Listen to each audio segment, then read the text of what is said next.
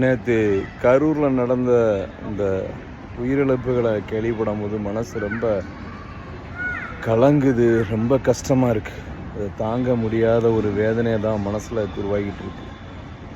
நேற்றுலேருந்து மனசு ரொம்ப மனசு கஷ்டமாக இருக்குது. இந்த மாதிரி ஒரு இறப்பு ஏற்படுறதுக்கு யாரை காரணம் சொல்கிறதுனே எனக்கு புரியலை. இவ்வளோ மக்கள் கூடுறாங்க, இவ்வளோ மக்கள் கூடுவாங்க அப்படின்னு தெரிஞ்சு அதுக்கு சரியான ஏற்பாடு பண்ணாத அந்த விஜய் அவருடைய கட்சியை சார்ந்தவங்களை குறை சொல்கிறதா, இல்லாட்டா அவருடைய கூட்டங்கள் 2 கூட்டங்கள் நடந்தது, இவ்வளவு மக்கள் அதிகமாக கூடுவாங்கன்னு தெரிஞ்சும் அதை பார்த்த தமிழக காவல்துறை அதுக்குண்டான அனுமதி கொடுத்தும் அதுக்குண்டான ஏற்பாடுகளை பண்ணாமல் விட்டது தவறா, இல்லாட்டா அந்த காவல்துறைக்கு ஏகப்பட்ட கட்டுப்பாடுகளை விதிக்க சொல்லி ஏற்பாடு செய்திருக்குமோ அப்படின்னு ஒரு சந்தேகம் ஏற்படக்கூடிய தமிழக அரசோட தவறா, இல்லாட்டா இந்த மக்கள் இந்த நடிகரை பார்க்குறதுக்காக இப்படி குழந்தைகளெல்லாம் கூட்டிகிட்டு போய் 4-5 மணி நேரம் நின்று கூட்ட நெரிசலில் மாட்டிக்கிட்ட அந்த மக்களோட தவறா,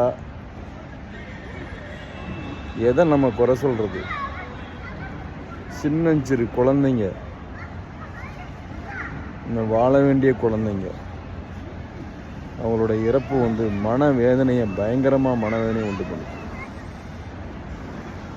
ஒரு பூகம்பமோ ஒரு வெள்ளமோ ஏற்பட்டு இந்த உயிரிழப்பு நடந்தால் கூட இயற்கையால் இது நடந்ததுன்னு நம்ம மனசை சாந்தப்படுத்த முடியும். ஆனால் இப்போ நடந்த நிகழ்வுகளை பார்க்கும்போது இது மனித தவறுகளால், என்ன காரணம்னு சொல்ல முடியல.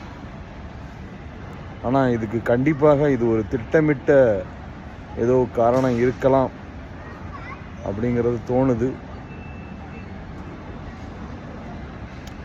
இதற்கு கண்டிப்பாக உச்ச நீதிமன்றமோ மத்திய அரசோ கண்டிப்பாக அவங்க தலையிட்டு ஒரு விசாரணை நடத்தி இதுக்கு காரணமானவங்க யாராக இருந்தாலும் அவங்கள தண்டிக்கணும். இந்த மாதிரி ஒரு நிகழ்வு இனிமே எங்கேயும் ஏற்படக்கூடாது. எல்லாத்தையும் அரசியலாக பார்க்கக்கூடிய இந்த காலத்தில் இதுக்கு ஒரு முடிவு கண்டிப்பாக ஏற்பட வேண்டும். என்ன சொல்கிறது?